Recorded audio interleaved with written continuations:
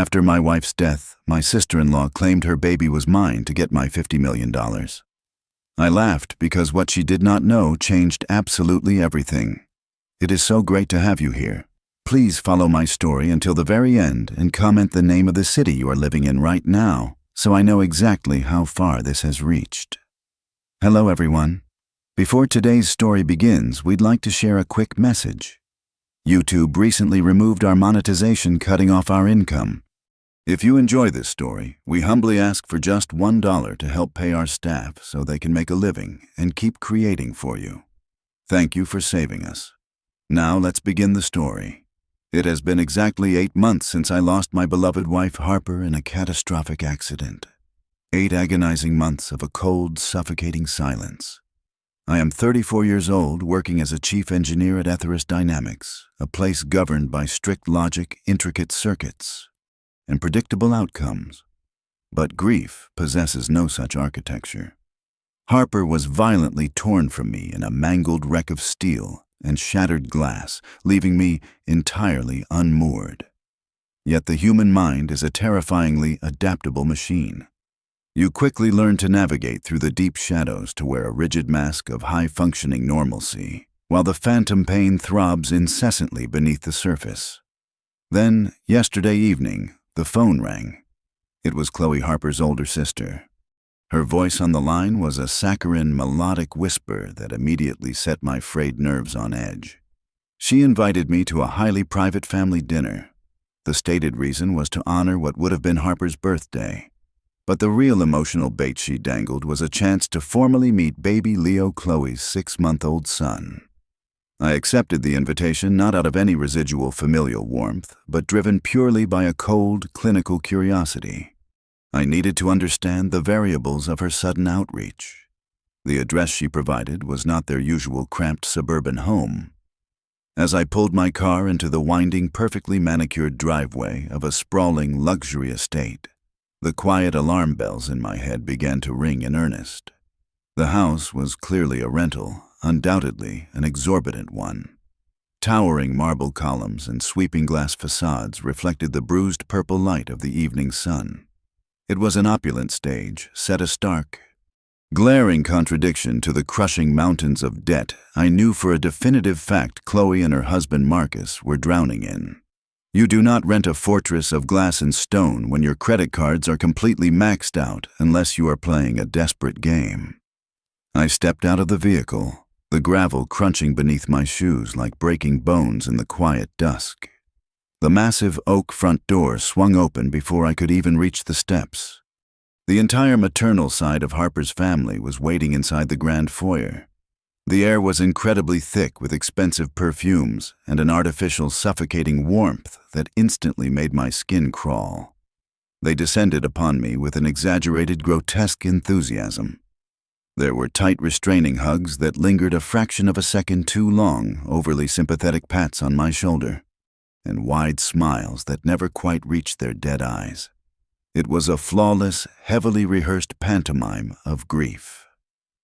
"Ellie, darling, we are so incredibly happy you could make it," Harper's mother crooned, clutching my hands with a claw-like grip. Her eyes, however, completely betrayed the emotional performance. They darted nervously, repeatedly tracking a specific target resting in the center of the vast living room. I followed her intense gaze. Sitting dead center on the gleaming glass surface of the coffee table was a thick, dark leather briefcase. It rested there with a heavy magnetic pull anchoring the entire room like a loaded weapon placed deliberately in plain sight. Every single member of the family threw covert, hungry glances at that briefcase. It was the silent, gravity-dense center of their pathetic universe tonight. I moved further into the living room, analyzing their subtle micro-expressions with the same detached precision I applied to failing code. Then I saw Marcus. Chloe's husband stood isolated by the corner wet bar, tightly clutching a heavy crystal decanter. He looked exactly like a man standing on a fragile trapdoor, simply waiting for the lever to be pulled. His skin was the color of old damp parchment, slick with a cold sweat. "Wine, Ellie?" he asked, his voice cracking slightly under an invisible weight. "Just a splash," I replied, stepping closer to him, calculating the exact distance between us. As he poured the dark red liquid into a balloon glass, his hands shook violently. The heavy neck of the decanter rattled against the fragile rim of the wine glass, a sharp ringing sound that completely shattered the artificial calm of the room. He leaned in close, the foul scent of stale fear rolling off him, and opened his mouth. "You need to leave. They are going to—" He whispered, the words rushing out of him in a panicked, ragged breath. Before the critical sentence could fully form, a sharp, violent clearing of the throat cut through the tense air like a knife. Harper's mother was staring directly at Marcus. Her gaze was not merely a look. It was a physical blow, a venomous, commanding glare that instantly snapped Marcus's jaw shut. He flinched, the remaining color draining completely from his already pale face, and hastily shoved the glass of wine into my hand. He retreated backward into the shadows of the room, folding into himself like a broken man. I stood alone for a moment, holding the glass, feeling the cold crystal against my palm. The trap was meticulously set. The jaws were wide open. Every rational instinct, honed by logic and survival, screamed at me to walk out the front door, get into my car, and never look back at these vultures. But the memory of Harper, the sharp, brilliant mind of the woman I loved more than anything, anchored my feet to the hardwood floor. I wanted to see the intricate mechanics of their deceit. I wanted to see the exact shape and scope of their boundless greed. With a remarkably calm, deliberately slow movement, I took a long sip of the dark wine. I walked purposefully toward the center of the room and sat down on the plush velvet sofa directly across from the leather briefcase. I crossed my legs, rested my hands peacefully on my lap, and waited for the curtain to rise on their little play. The agonizing charade of dinner dragged on for what felt like several hours. Plates of expensive, untouched food sat between us, the metallic scraping of forks against fine china echoing like scratching on a prison wall. I ate precisely nothing, merely pushing a piece of rare steak across the porcelain, keeping my gaze perfectly level. Halfway through the excruciating main course, the entire atmosphere shifted. The ambient noise of forced polite conversation abruptly ceased. Chloe pushed her heavy oak chair back, the legs screeching against the polished floorboards. She stood up slowly, raising a hand to demand absolute silence from the already quiet room. Without saying a single word, she turned and marched down the dimly lit hallway toward the nursery. When she returned, she was cradling the 6-month-old boy in her arms. Her expression had transformed completely. Gone was the nervous, indebted sister. In her place stood a woman radiating the fanatical, terrifying conviction of someone executing a divine mandate. She carried the infant to the center of the expansive living room, standing right beside the glass coffee table where the dark leather briefcase still rested. With a single fluid motion, she unlatched the heavy brass locks. From the velvet-lined interior, she withdrew a thick stack of legal documents, the top page bearing a glaring crimson notarized seal. She did not hand it to me. Instead, she threw the heavy packet onto the table. It landed with a loud, definitive slap. "Look at him, Ellie," Chloe commanded, her voice ringing with a manic edge. "Look at your son." I did not flinch. I let my eyes trace the contours of the boy's face, then slowly moved my gaze up to meet her feverish stare. "I am not entirely sure what kind of sick, twisted game you are trying to play here tonight, Chloe," I said, keeping my tone entirely flat and devoid of any emotion. "It is no game," she snapped back instantly, a triumphant, ugly sneer twisting her carefully applied makeup. "That document right there is a legally binding contract, a surrogacy agreement, secretly drafted and finalized 2 months before Harper passed away. We used your frozen eggs, Ellie. We used an anonymous sperm donor. I volunteered my womb because my sister was desperate to build a family with you. This boy legally and biologically belongs to you and Harper." The sheer audacity of the lie hung in the air, heavy and suffocating. Before I could even dissect the massive logistical impossibilities of her claim, her mother launched into her rehearsed role. The older woman collapsed slightly into her chair, pressing a lace handkerchief to her eyes. "Oh, Ellie," she sobbed, a grating theatrical wail that lacked a single genuine tear. "My sweet, beautiful Harper wanted this more than breathing. She knew how demanding your career at the firm was. She wanted to surprise you. She begged us to keep it a secret until the baby was born. You have to take responsibility for this innocent child. You must step up and be the mother she always believed you could be. It is the only way her restless soul will ever find peace in heaven." It was a masterful, deeply manipulative performance designed to weaponize my profound grief against my own sanity.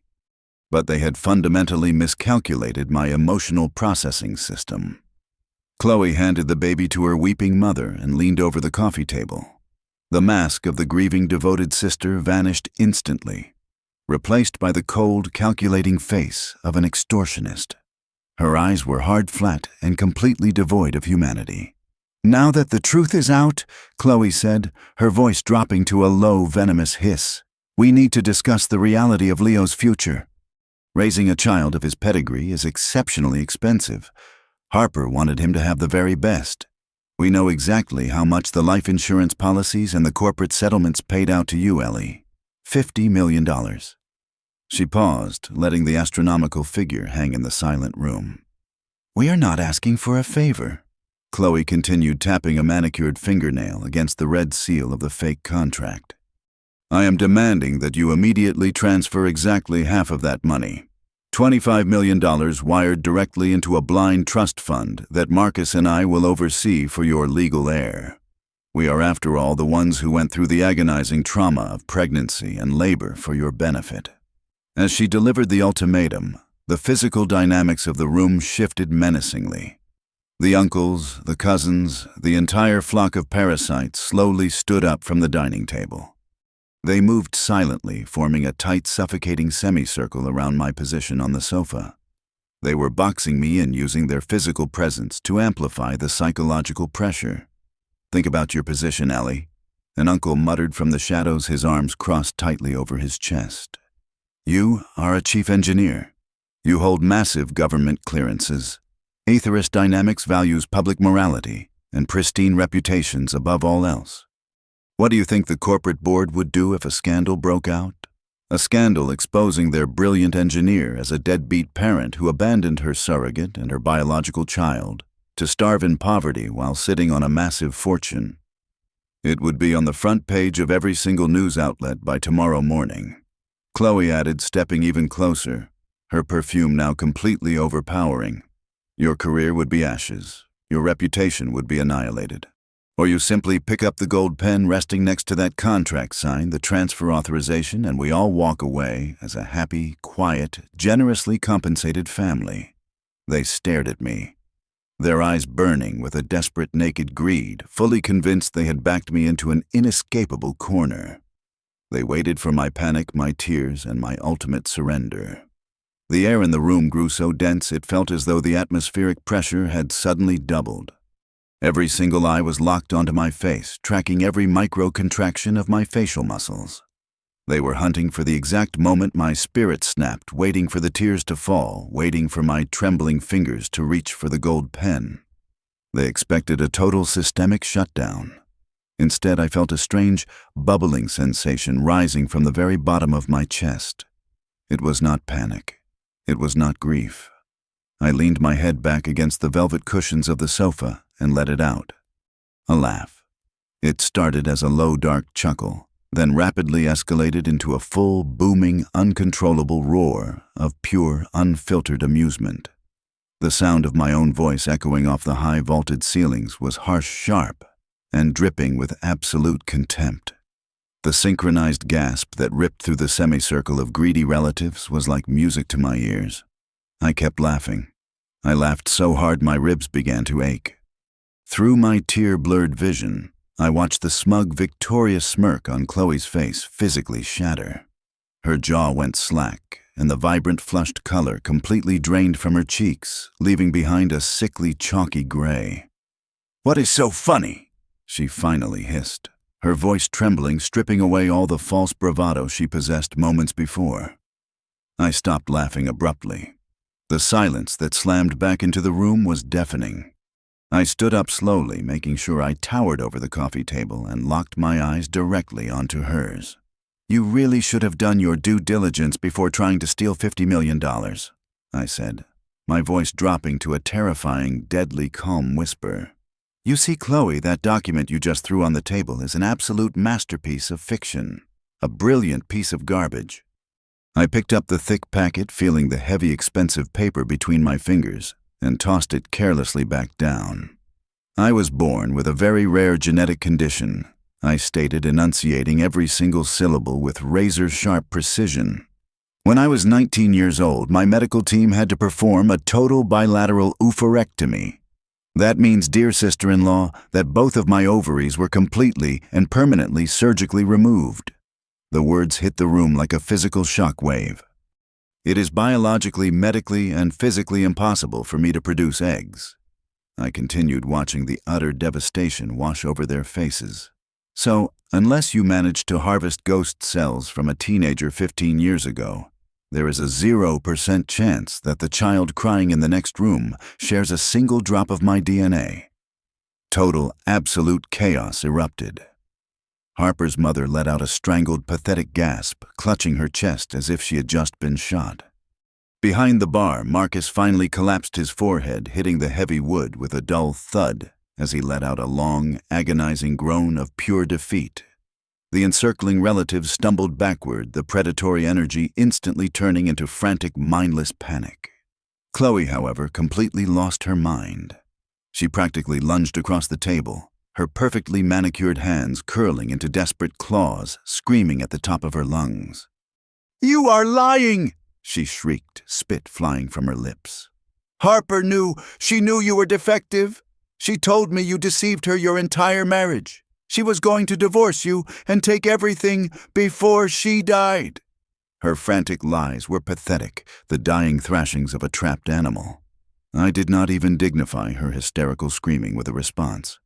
I calmly turned on my heel and began walking toward the heavy oak front door. A chorus of vicious curses and threats rained down on my back, but it sounded like meaningless white noise. As I stepped out into the cool night air, leaving their burning house of cards behind, my analytical brain was already running complex calculations. I recalled the exact texture of the paper, the flawlessly structured legal jargon, the perfect spacing of the indemnification clauses on that fake contract. That level of sophisticated forgery required serious capital and elite corporate legal knowledge. It was a flawless weapon far beyond the intellectual capacity of a broke, unemployed grifter like Chloe. Someone else built that bomb, and I needed to find out exactly who handed her the detonator. The drive back to my own house was a blur of neon streetlights and racing thoughts. The cold night air whipping through the cracked window could not cool the burning machinery of my mind. I parked in my driveway, staring up at the quiet, dark windows of the home Harper and I had built. It felt different now. It felt like a crime scene waiting to be processed. Harper was a senior forensic data analyst. She was a woman who lived her entire life in the absolute certainty of digital footprints and unalterable code. She hunted corporate ghosts for a living. There was a 0% chance she would have missed the chaotic criminal desperation radiating from her own sister. And there was a 100% certainty she would never leave me completely blind in the dark.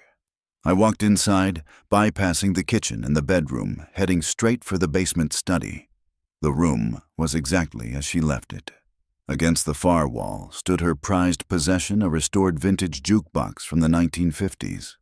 It was her passion project, a beautiful machine of chrome and neon that she had painstakingly rebuilt piece by piece.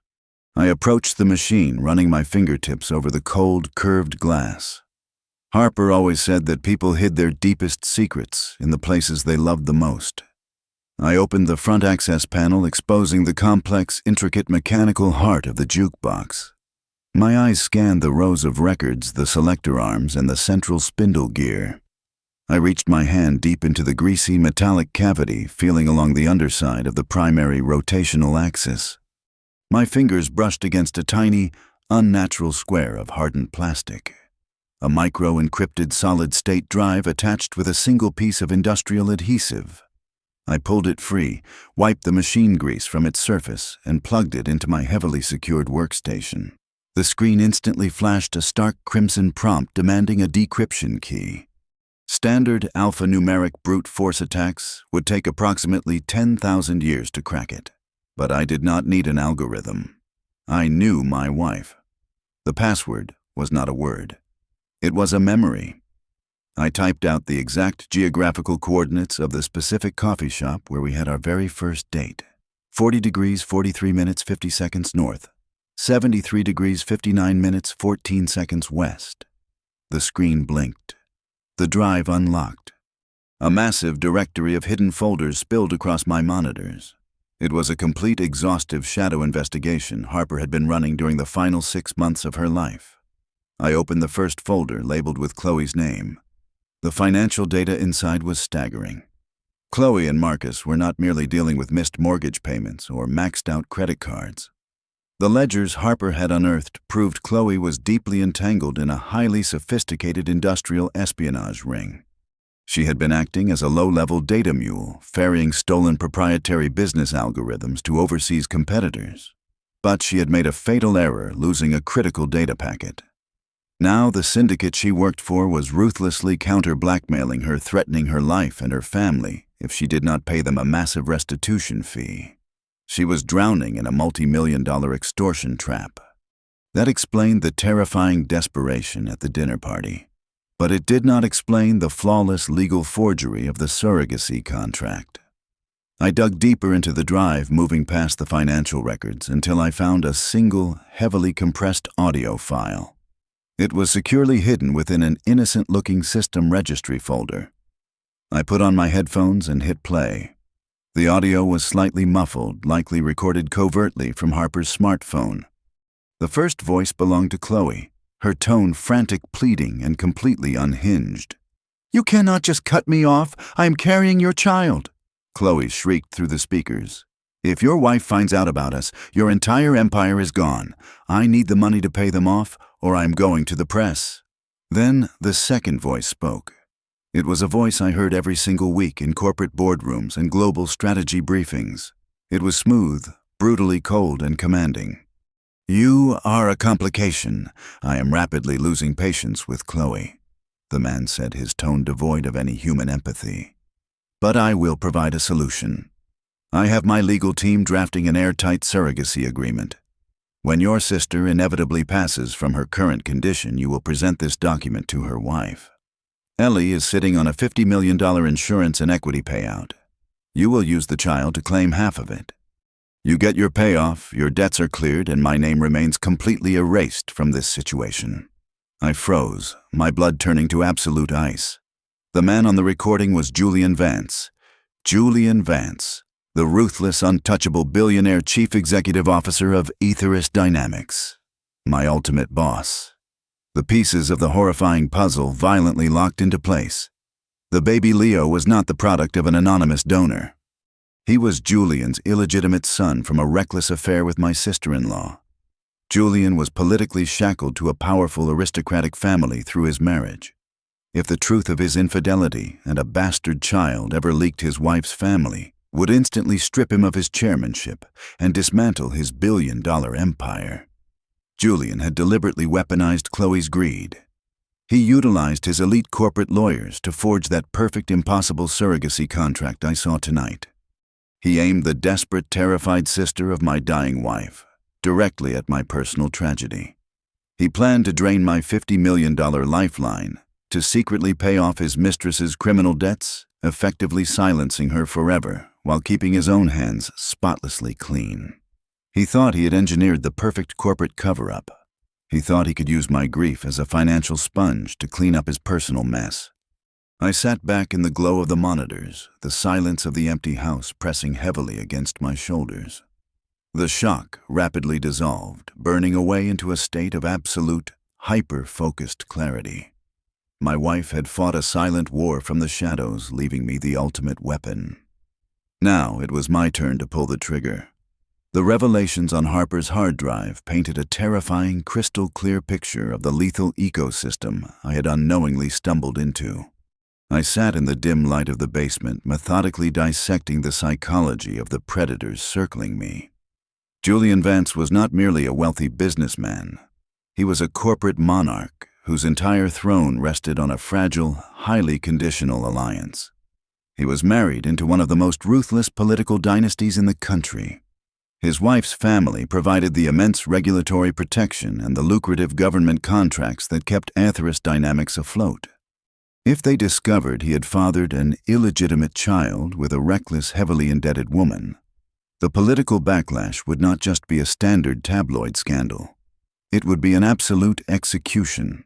They would strip him of his company, seize his assets, and completely obliterate his public legacy within 24 hours. Chloe, blinded by her own immediate financial terror, had fundamentally misunderstood the apex predator she was dealing with.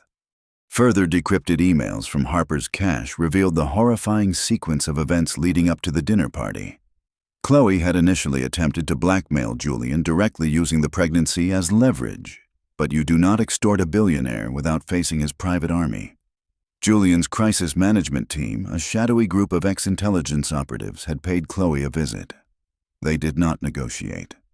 They systematically laid out exactly how they would dismantle her life, threatening to arrange a tragic, fatal accident for her Marcus and the baby if she ever breathed a word to the press.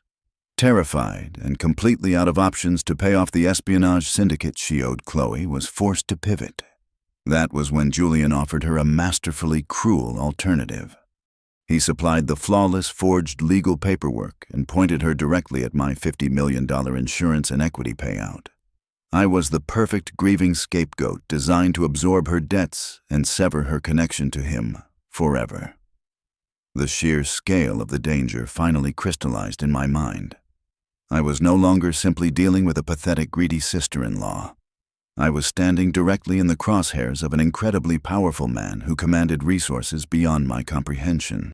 If I simply refused to pay and walked away, Julian would eventually realize I was a loose end. A chief engineer with a grievance and potential access to corporate secrets is a massive liability. It would only be a matter of time before my brakes mysteriously failed on the highway, or I suffered a fatal, undocumented medical event. Furthermore, walking into a local police precinct with a flash drive was a suicide mission. Julian owned politicians. He certainly owned a few police commissioners. Handing over the evidence to the authorities meant it would likely disappear into an evidence locker forever, and I would disappear shortly after. I needed a weapon that could bypass his wealth and his influence entirely. I had to stop thinking like a grieving widow and start acting like the senior systems engineer I was trained to be. I turned back to my multi-monitor setup and cracked my knuckles. If Julian Vance wanted to play a high-stakes game of destruction, I would build him a bomb he could not defuse. I spent the next 6 hours constructing a flawless, decentralized deadman switch. I extracted every single piece of evidence from Harper's drive, the financial ledgers, the forged surrogacy contract, the audio recordings, and the communications with his crisis team. I heavily encrypted the entire package and began mirroring the data across dozens of anonymous offshore servers scattered globally from Iceland to Switzerland to Singapore. Next, I wrote a custom automated distribution protocol. I linked the server network directly to the private email addresses of every single major investigative journalist in the country, the Internal Compliance Board of Atheros Dynamics, the federal authorities, and most importantly, the personal inbox of Julian's politically powerful wife. I set the trigger mechanism to a highly specific rotating cryptographic key. If I did not manually enter the correct 16-digit sequence into a secured terminal every 12 hours, the servers would automatically interpret my absence as a hostile event. The firewall would drop, and the massive payload of evidence would detonate across the internet simultaneously. No team of lawyers or corporate fixers could ever scrub that much data off the web once it went live.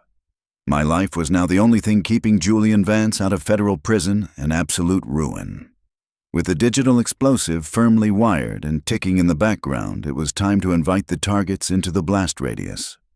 I picked up my phone and opened a highly secure encrypted messaging channel sending a direct, untraceable text to Julian's private executive number. The message was brief and clinical. I informed him that I was fully aware of his involvement with Chloe, the forged contract, and his biological child. I demanded his physical presence to resolve the matter definitively. Then I dialed Chloe's number. She answered on the very first ring, her breathing shallow and erratic. "I have reconsidered," I said, keeping my voice utterly defeated and flat. "You win." I do not want the scandal. I do not want my career ruined. I will give you the $25 million.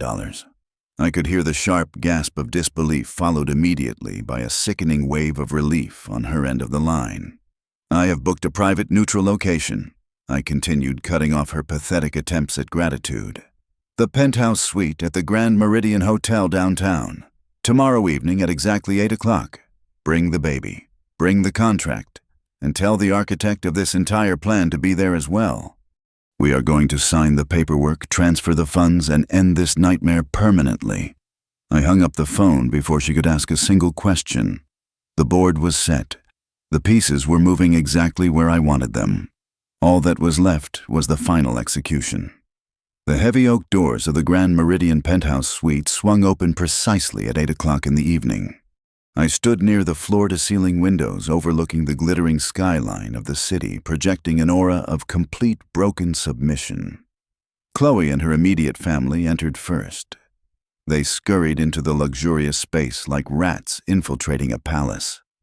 Chloe was clutching the heavy leather briefcase tightly against her chest. A sickening, triumphant smile was plastered across her face. She truly believed she had won. Marcus trailed behind her, holding baby Leo, his eyes darting around the expansive room in nervous anticipation. Less than 2 minutes later, the atmosphere in the room violently shifted. The air grew instantly colder as Julian Vance walked through the entrance. He did not look like a man secretly cornered by an extortion plot. He looked every inch the ruthless, untouchable billionaire chief executive officer. He was flanked by 3 massive, heavily armed private security contractors whose customized tailored suits poorly concealed the tactical holsters at their sides. They fanned out immediately, securing the perimeter of the room with silent military precision. Julian did not even bother to look at Chloe. He walked directly toward the massive mahogany dining table in the center of the suite and took a seat at the head. He gestured sharply with his hand, and one of his guards snatched the briefcase from Chloe. The guard placed the forged surrogacy agreement on the table and slid it across the polished wood toward me. "Let us make this incredibly brief, Ellie." Julian set his voice a low, commanding rumble that demanded absolute obedience. "You signed the financial transfer authorization for the $25 million. You signed the ironclad non-disclosure agreement sitting right beneath it. Once the ink is dry, you will walk out of that door and you will completely forget this child, this family, and this entire unfortunate situation ever existed. Do we have a clear understanding?" He withdrew a heavy gold fountain pen from his breast pocket and tossed it casually onto the table. It rolled and stopped exactly an inch from my fingertips. Chloe stepped forward, her eyes practically vibrating with raw greed. "Just sign it, Ellie. It is the best thing for everyone." I looked at the pen. I looked at the forged contract. Then I slowly raised my gaze to meet Julian's cold, arrogant eyes. I did not reach for the pen. Instead, I raised my left wrist, tapped the face of my customized smartwatch, and pressed a single pre-programmed digital button. Instantly, the massive 85-inch presentation screens lining the walls of the penthouse flared to life. The sudden blinding light caused everyone in the room to flinch. The screens did not display a corporate logo. They displayed a catastrophic digital hemorrhage. Running down the left side of the monitors was the complete, unredacted transaction history of Chloe's industrial espionage ring. In the center, in brilliant high definition, was the forged surrogacy contract heavily annotated with digital forensics, proving its origin traced directly back to the private servers of Julian's elite legal team. And on the right side of the screen, completely undeniable, was a certified genetic analysis profile proving an absolute 99.9% paternal match between Julian Vance and baby Leo. Floating directly above all of this damning evidence was a stark, bright red digital timer. It was rapidly counting down from 60 seconds. "What the hell is this?" Julian roared, his carefully constructed facade of calm completely shattering. He slammed his fists onto the mahogany table, rising to his feet. "That is your entire empire burning to the ground, Julian," I said, my voice ringing with absolute icy authority. "That timer is connected to a decentralized global server network. When it hits 0, every single piece of data you see on those screens will be simultaneously emailed to the New York Times, the Wall Street Journal, the Internal Securities and Exchange Commission Compliance Board of Atheros Dynamics, and most importantly, directly to your wife's personal devices. "Shut it down!" Julian screamed, spit flying from his lips. He pointed a trembling finger at me, turning to his security detail. "Grab her, break her wrist. Get that watch off her right now." The 3 massive guards lunged forward, closing the distance in a fraction of a second. "I would not take another step if I were you," I stated, not moving a single muscle. "Because shutting down my watch does not stop the broadcast. It accelerates it. More importantly, you are entirely out of time." Julian froze. The guards hesitated. "Exactly 10 minutes before you arrogantly walked into this room, I continued savoring every single syllable. I sent a heavily encrypted anonymous data packet containing a fraction of this evidence to the federal authorities. I informed them that a major corporate extortion and fraud exchange was actively taking place at this exact address. As if perfectly cued by my words, the heavy oak doors of the penthouse did not just open. They were violently kicked inward, splintering the expensive wood. A massive tactical team wearing heavy body armor flooded into the room, their weapons raised and sweeping the area. Following closely behind them were stern-faced agents in dark suits, holding federal warrants. "Federal Bureau of Investigation, nobody move. Keep your hands exactly where we can see them." The lead agent bellowed, his voice echoing like thunder in the confined space. The collapse of my enemies was immediate and spectacularly pathetic. Julian's highly paid private security detail instantly dropped their weapons and raised their hands, refusing to fight federal agents for a doomed billionaire. Julian himself stood frozen, the color draining from his face until he looked like a hollow, lifeless statue. His jaw worked silently, trying to find a way to buy his way out of a trap that had already snapped shut around his neck. Chloe's reaction was entirely visceral. Her legs simply gave out beneath her. She collapsed onto the expensive Persian rug, the realization of her impending reality crushing her. She was facing decades in federal prison for grand extortion wire fraud and corporate espionage. She crawled on her knees toward me, her face streaked with black mascara, sobbing hysterically. "Ellie, please, I am your family. Harper would not want this. Please stop them," she wailed, her fingers clawing desperately at the air between us. I looked down at her with absolute, unwavering disgust. Harper was the one who built the gallows Chloe. I simply pulled the lever.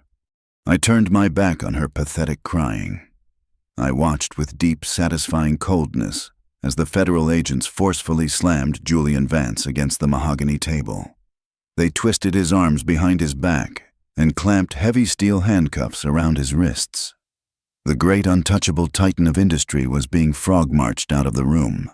His legacy utterly destroyed, his future reduced to a concrete cell. I gathered my coat and walked calmly through the chaos. The agents did not stop me.